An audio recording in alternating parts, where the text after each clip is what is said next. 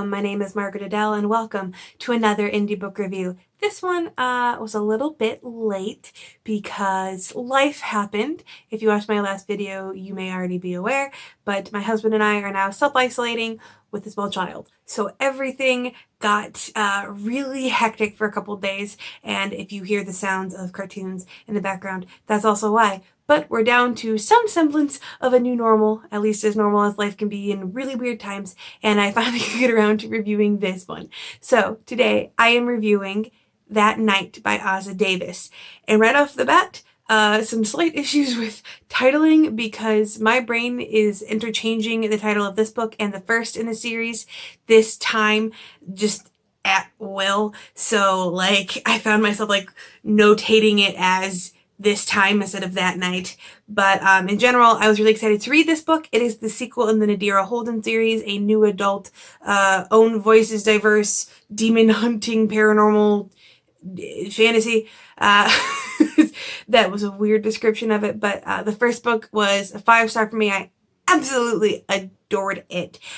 This book was a bit more of a struggle than the first one, and some of it was just the nature of it being the second book in a series. Because the first one started out fantastically strong, because it started with Nadira climbing out of her own grave, which is just a great way to start a book. Like, you want to read more. But in this case, she was already living life and had already retired from the Children of Orion, which was the demon hunting group she was originally a part of. And so, like, the first half of this book, more or less, is her struggling to adapt to this new world. She still doesn't understand smartphones because she died in the 90s, and all of her friends had moved on without her. So it was a little bit of a struggle in that a lot more of it was emphasized or around her depression, I think. It never, like, says that, but basically life is a struggle and you stay in that lane for a rather long period of time, which surprised me. This is only like a 200-page book, and like at least 75 pages are dedicated to her daily life and struggling to get with it. So it took a bit to pick up compared to the fantastic I Must Know More beginning of the first one.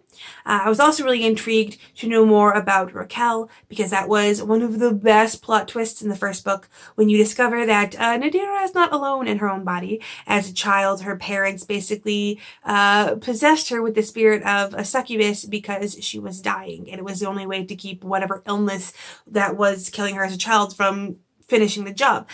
So this succubus now wants to have control of the body, wants to be free, and it's kind of a struggle between the two, and I was really looking forward to more of that, to seeing them fight and maybe try to come to some solution. And then also, at the very end of the first book, which was a fantastic twist, you find out that her supposedly dead mother, or the mother she's been told died when she was a child, is alive and is sending her invites to parties. So I was like, yes, let's do this. Let's go. I'm ready.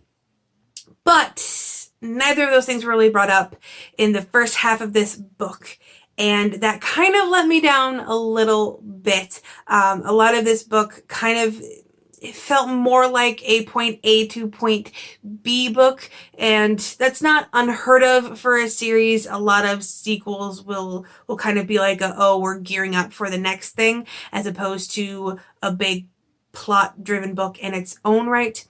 I did like halfway through, again, I'm kind of maybe sensing a trend here.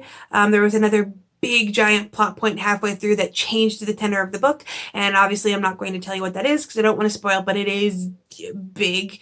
And you see more of Raquel coming out, and also Nadira is basically forced to team up with Derek, the I think he was like a duke or something in the last book, but now he's a prince, and he needs her help cementing his new princely status while also helping her figure out how to get Raquel out of her, how to find Raquel's body and put her back, even though that might low-key kill Nadira, they're not sure. And also basically just how to rein Raquel in as long as they share the same body. And I was really for that part. And once that kicked off, the story kicked off a lot better. And I was like, okay, here we are. This is the story. This is the big part. And I did take on a slight kitschy paranormal romance vibe during her time with Derek. Not to say that they fell in love necessarily, but like I could feel it. Like in another paranormal romance book, this would have been the beginning. And there's also some time at the end where things take a big turn and some big agreements are come to between characters without spoiling too much. But in that instance, it didn't necessarily feel as smooth an arc, or as I mean, arcs between characters should never be smooth because that's boring. But like Nadira and Raquel's relationship kind of does like where it's like next to nothing and then, oh, we're here. And it felt a little bit too disjointed. Like I needed a little bit more rising in the beginning, but I do like where it ended, even though it a little bit felt like it was too early. Like I was like, okay, there needs to be something after this. There needs to be something coming next. Like what? So that's why I say that this is kind of like a middle book, where it feels like it should have been the middle of a bigger book with something more in the beginning, a stronger start, and a little bit more at the end. And I will admit that part of my feelings on this did have to do with the time I was reading it in, because, you know, self-isolating. The last time I left the house was for appointments and stuff for said small child. So like I haven't left for any fun or like cool reasons recently. So like being stuck at home for a long period of time, it's a little bit of a struggle. And during this point, it was kind of a low point, because it was like, okay, I'm stuck at home and now I'm reading all about this girl that basically hates her life, and it's not the best quarantine read, I think. And that might be part of the problem, because I ended up giving this book 3 stars, which was a lot, considering the fact that I gave the first book 5. Now, I will still continue the series. My general rule is if the first book is 3 stars, I don't continue with the series. Because in my mind, that's the first book in the series. That should be one of like the best ones.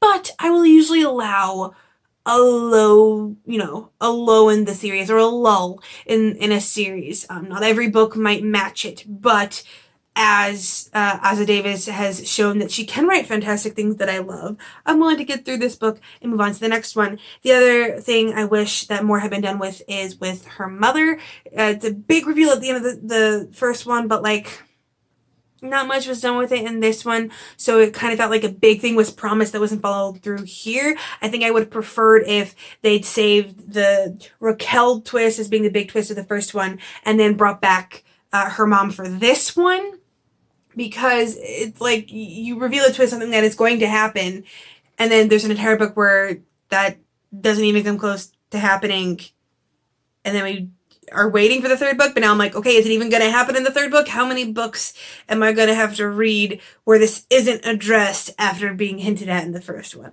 So I'm not too sure about that, but I love the first one a lot. I still loved Nadira at the end of this one. It seemed like she was coming more into her own, and it seems like she's slowly getting more character development, which was also an issue I had with this one, where it was like at the end of the first book, it at least seemed like she was starting the process to accepting life. Obviously not there yet, but then this book, it kind of felt like we went back to square one.